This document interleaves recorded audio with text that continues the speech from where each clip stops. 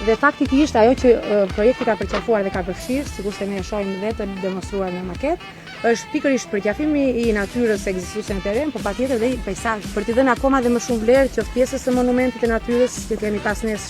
që është kanali i Vivarit, por dhe gjithë peizazhit natyror që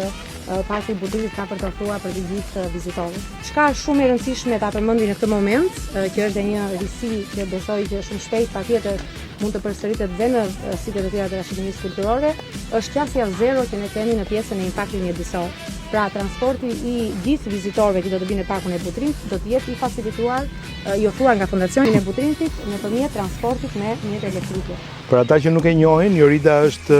drejtoresha ekzekutive e Fondacionit Menaxhimit të Butrintit, që është një institucion që e kemi themeluar bashkë Ministria, në këtë rast e Turizmit dhe Kulturës dhe Sportit, në atë kohë Ministria e Kulturës, bashkë me Fondacionin Amerikano-Shqiptar të Zhvillimit, AADF, dhe është një histori suksesi nga të gjitha pikpamjet, nga statistikat dhe jo vetëm vjetë si e mbyllën vitin, por edhe si vjetë. Një shumë fishimi i numrit vizitorëve dhe një menaxhim i cili është në të gjitha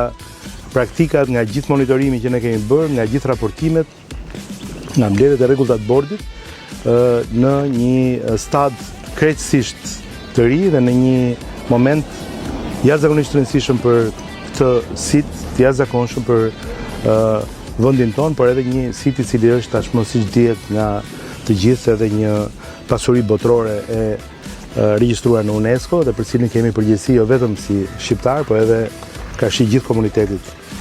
botëror të trashëgimisë historike, por edhe gjithë njerëzimit. Kështu që presim turistë të cilët të vinë vetëm për të parë një pjesë të bukurive tona natyrore, por edhe të mbeten, si më thënë, vetëm hoteleve apo ku diun vetëm plazheve. Na duhet ta zgjerojmë sa më shumë ofertën që ata të rikthehen.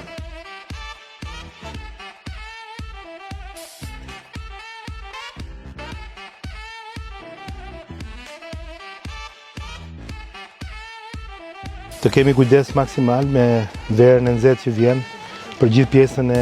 mbrojtjes në zjarrit edhe gjithë mjeteve që duhen. Patjetër. Dhe gjejmë rastin këtu të falenderojmë paditësisht diskutimin dhe ambasadën japoneze e cila na ka dhuruar një mjet zjafikës, që do të jetë dedikuar vetëm për Parkun e Butrintit, por sigurisht edhe në rast se duhet kemi folur dhe me kryetarin me të cilin ne kemi dhe një marrëveshje bashkëpunimi për sa i përket emergjencave të ndryshme, që do të jetë patjetër dhe në shërbim të komunitetit lokal në rast se fatkeqësi do të ndodhin. Kemi 1200 metër linear parmaqe dhe kufizime për monumente, do të kemi 200 tabela orientuese, kështu që vizitorit të ketë një orientim të saktë brenda në park.